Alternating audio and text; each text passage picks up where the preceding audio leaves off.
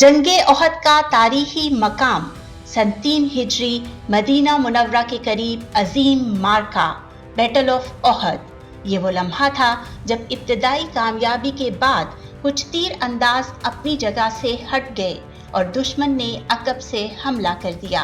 हालात अचानक बदल गए। नबी करीम सल्लल्लाहु अलैहि वसल्लम जख्मी हुए। कई सहाबा कराम रिज़वानुल्लाह अलैहिम अजमाइन शहीद हुए, जिनमें हज़रत हमज़ा रज़ी अल्लाह अन्हो भी शामिल थे। इसी नाजुक वक्त में आप सल्लल्लाहु अलैहि वसल्लम ने हिकमत अमली के तहत जबले ओहद की तरफ रुख फरमाया।